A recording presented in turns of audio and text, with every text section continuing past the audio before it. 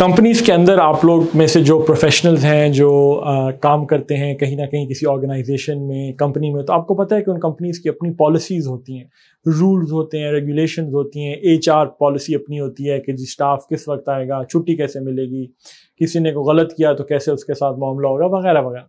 तो एक नए मैनेजर एक कंपनी में उनको हायर किया गया और वो बड़े प्रैक्टिकल किस्म के आदमी थे जो किसी के साथ मतलब ज्यादती होती बर्दाश्त नहीं करते थे और उनका दिल होता था कि हर चीज़ फेयर हो, असूल के तहत हो।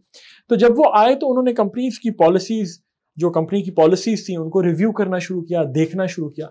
तो उन्हें पता चला कि जो कंपनी की पॉलिसीज़ हैं वो बड़ी अनफेयर हैं, वो उनके जो एम्प्लॉयज़ हैं, जो टीम है, उसके लिए बड़ी वो मतलब उनके फेयर नहीं है, वो एक फेयर बेसिस के ऊपर नहीं बनाई गई। तो उन्होंने बोर्ड के सामने अपनी प्रपोजल दी।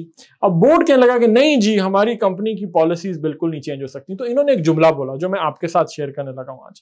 इन्होंने कहा कि the policies of this company are not so sacrosanct that they can not be changed. Word है सैक्रोसेंक्ट।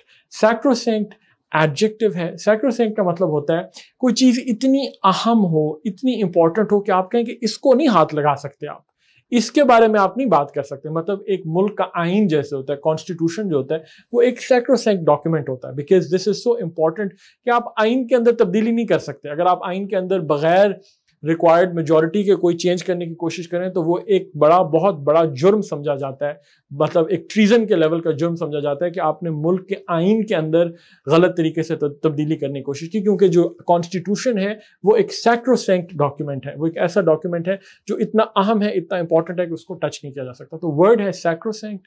सैक्रोसेंक्ट एडजेक्टिव है।